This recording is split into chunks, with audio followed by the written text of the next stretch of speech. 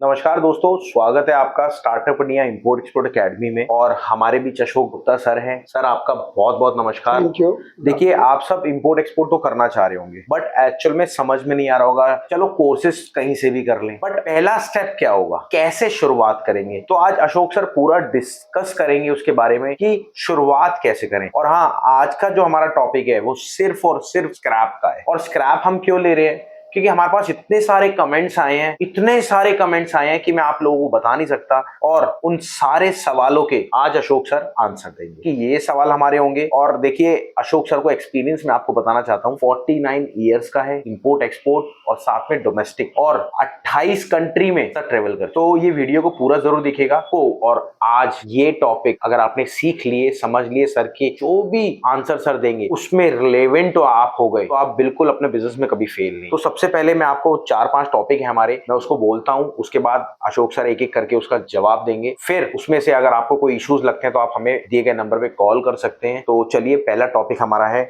Scrap metal business import कैसे करें। दूसरा हमारा टॉपिक है सबसे पहले कबाड़ का, भंगार का इंपोर्ट ही क्यों करें। तीसरा टॉपिक है दाल, मसाले, गारमेंट इंपोर्ट करें, एक्सपोर्ट करें, या फिर उसमें भी स्क्रैप ही क्यों करें। फिर चौथा हमारा आता है, चलो हमने सोच लिया कि हमें इंपोर्ट करना है स्क्रैप का, बट पहला स्टेप क्या होगा स्टार्ट करने का। ये 4 सवाल हैं। तो सबसे पहला मेरा पॉइंट है, स्क्रैप मेटल बिजनेस इंपोर्ट कैसे करें। जी, कैसे करें? वैसे तो इंपोर्ट कोई भी चीज की जाएगी तो वो आपको आनी चाहिए, पर हर चीज में कोई ना कोई स्पेशलिटी होती है। ठीक है। जैसे कि आप पेट्रोलियम प्रोडक्ट इंपोर्ट करना चाहते हैं तो उसकी पैकिंग अलग होती है, उसके बायर्स अलग होते हैं, उसके सेलर्स अलग होते हैं, बहुत प्रिकॉशंस लेनी पड़ती हैं उसके ट्रांसपोर्ट के लिए। आप डायमंड इंपोर्ट करना चाहें तो जैसे डायमंड का है तो हर चीज का एक अपना तरीका हो। तो आपने कहा स्क्रैप मेटल इंपोर्ट कैसे करें, तो इसके भी अपने तरीके हैं, वो मैं आपको डिटेल में बता देता हूँ। बिल्कुल बिल्कुल सर।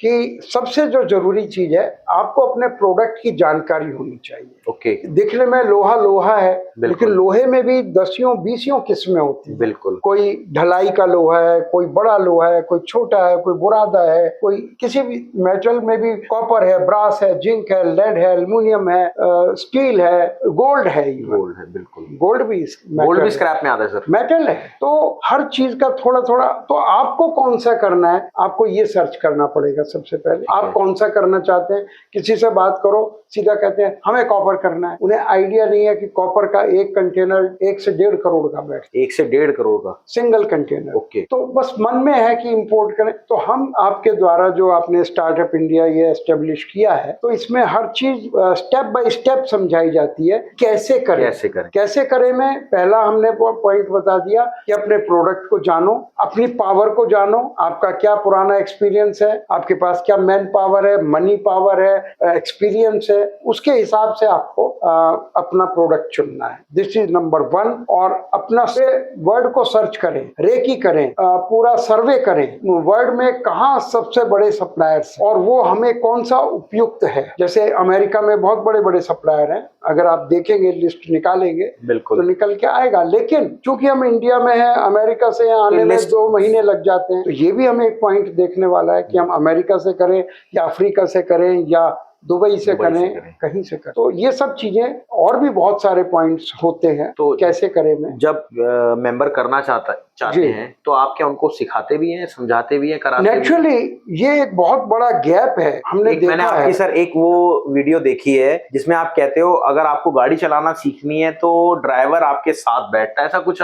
वो एक बारी टॉपिक एक बारी कवर कर दीजिए। नहीं, बिल्कुल। अगर आप गाड़ी चलाना सीख रहे हैं तो एक ट्रेंड आदमी आपके बराबर में बैठा होना चाहिए। बिल्कुल। और शुरू में तो उसके पास भी स्टीयरिंग होता है, आपके पास भी, उसके पास भी ब्रेक होता है, आपके पास भी ब्रेक। तो ऐसी गाड़ी हम ये स्टार्टअप इंडिया है कि जहां आप भी चलते हैं, आप नए हैं, सीख रहे हैं, लेकिन आपके साथ एक ट्रेंड आदमी बैठा है, तो एक्सीडेंट की गुंजाइश बहुत कम है। कम क्या खत्म ही हो जाती है सर, क्योंकि ब्रेक उसके हाथ में होता है जैसे आपके हाथ में ब्रेक है। बिल्कुल। और थैंक यू सर, आपने टॉपिक का एक्सप्लेनेशन दिया। और अब हमारा टॉपिक आता है सर, देखिए इंपोर्ट एक्सपोर्ट में स्क्रैप सब करना चाहते हैं, बट कई लोग कहते हैं भंगार का काम है, गलत काम है, और दूसरी बात माफिया बहुत ज्यादा है इसमें। तो कैसे शुरुआत करें सबसे पहले कि कबाड़ के काम में या भंगार के काम में इंपोर्ट ही बिजनेस क्यों करें, और भी तो है। बिल्कुल बिल्कुल, बहुत अच्छा आपने बताया। मैं पुरानी फिल्में देखा करता था, तो उसमें दिखाते थे कि जो लड़की का जो फादर है वो भंगार का बिजनेस कर रहा है। भंगार शब्द बम्बई से आया है। ओके। यहाँ कबाड़ बोलते हैं, वहाँ भंगार बोलते हैं। बिल्कुल बिल्कुल। तो हम देखते थे इतना पैसे वाला, हम कहते थे ये क्या दिखा रहे हैं, बिजनेस भंगार का है, कबाड़ का है, और बहुत पैसे वाला दिखाते थे कि ये क्या हो रहा है। अब जब हम खुद इस लेवल पर आ गए, मैंने अपनी जिंदगी में maximum gold and diamond jewellery का काम किया। मैं कबाड़ को देख के भी ऐसे करता था, ये क्या कबाड़, गंदी चीज। लेकिन बाद में धीरे धीरे पता चला कि इसमें पैसा बहुत है, और सबसे बड़ी बात ये इको फ्रेंडली है। बिल्कुल। और एक रिक्वायरमेंट है हमारे कंट्री की, पूरे वर्ल्ड की एक रिक्वायरमेंट है। डायमंड आप नहीं खरीदोगे तो चलेगा, लेकिन मेटल के बगैर आपको गुजारा नहीं होगा। मकान नहीं बन सकता, चाकू नहीं बन सकता, कैंची नहीं बन सकती, सुई नहीं बन सकती। तो इसलिए ये सब चीजें हमें, और इंपोर्ट क्यों करें आपका इसमें क्वेश्चन था, क्योंकि इंडिया में शॉर्टेज है, मेटल की शॉर्टेज है, हर मेटल। यहाँ देखिए जितनी डिमांड है उतना यहाँ पैदा नहीं हो। हमारे यहाँ ये ज्यादा जो हमारा कंट्री है वो एग्रीकल्चरल प्रोड्यूस का मास्टरी है उसमें, और दूध पैदा होता है, फल फ्रूट मसाले वर्ल्ड में सबसे ज्यादा। लेकिन मेटल जितनी डिमांड है उतना यहाँ पैदा नहीं होता, इसलिए हमें इंपोर्ट करना ही पड़ता है। जैसे पेट्रोलियम प्रोडक्ट है, बिल्कुल डिमांड हमारी बहुत है, लेकिन पेट्रोलियम इंडिया में कम मिलता है। तो जो चीजें कम मिलती हैं वो हमें इंपोर्ट, ये आजकल का तरीका बन गया है। जो आपके पास ज्यादा है वो आप एक्सपोर्ट कर दीजिए, जो कम है वो इंपोर्ट कर लीजिए। तो इसलिए हमें इंपोर्ट करना पड़ता है। बिल्कुल, थैंक यू सर। और चलते हैं हम तीसरे सवाल पे। दाल, मसाले, गारमेंट्स एक्सपोर्ट ना करें, इंपोर्ट ना करें, सिर्फ मेटल स्क्रैप ही क्यों इंपोर्ट करें? देखिए मैं आप सबको बताता हूँ, आज ये वाला जो हमारा पॉइंट है, वीडियो है, ये ओनली स्क्रैप के ऊपर। और ऐसा नहीं कि सर खाली स्क्रैप को प्रमोट करते हैं या स्क्रैप उनको पैसे देते हैं। सर ऐसा ये थोड़ा सा बताइए आप कि स्क्रैप देखिए आप इजीली क्यों प्रमोट करते हैं, आप क्यों कहते हैं नया बंदा स्क्रैप ही क्यों करे? नहीं, जरूरी नहीं है, लेकिन और हमने ये करते करते देखा है। जैसे आपने बताया मेरा 49-50 इयर्स का एक्सपीरियंस है, तो ये तो अभी हम 15-20 साल से स्क्रैप को जानने लगा हूँ। उससे पहले तो हम कहते थे, मैं बाई चांस मैंने हैंडीक्राफ्ट किया, गारमेंट्स किए मैंने, और इंडिया की बहुत सारी चीजें, अगरबत्तियां और हैंडीक्राफ्ट और पता नहीं क्या क्या क्या करें। लेकिन करते करते जब मैं गोल्ड एंड डायमंड में आ गया, मुझे लगा इससे बड़ा तो क्या काम होगा।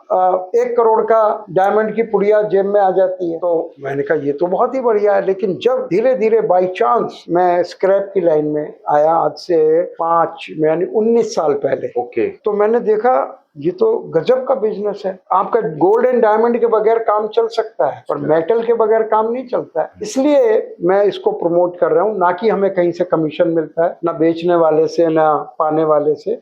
और इको फ्रेंडली है, देश के लिए इसको जरूरत है, इसलिए हम इसको प्रमोट कर रहे हैं। तो सर मेरा अब सवाल जो आता है, मेरा आता है, दाल, मसाले, गारमेंट वगैरह को ना इंपोर्ट करें ना एक्सपोर्ट करें, बट स्टार्टिंग स्क्रैप से ही क्यों करें सर? और स्क्रैप में प्रॉफिट का रेशियो क्या होता है? बिल्कुल, देखिए और जो प्रोडक्ट्स हैं वो भी अच्छे हैं, वैसा नहीं है कि वो नहीं है, लेकिन जब नए आदमी के लिए ये तो एक छोटी क्वांटिटी से भी हो सकता है, क्योंकि ये अनऑर्गेनाइज सेक्टर में अभी तक इसमें बड़े बड़े अंबानी अडानीज नहीं लगे हुए हैं, और वो लगे हुए हैं वो दूसरे लेवल पर। बिल्कुल, अडानी जी हैं इसमें, बिल्कुल, स्वराज पाल है, अनिल मित्तल है, अनिल अग्रवाल है, ये लगे हुए हैं।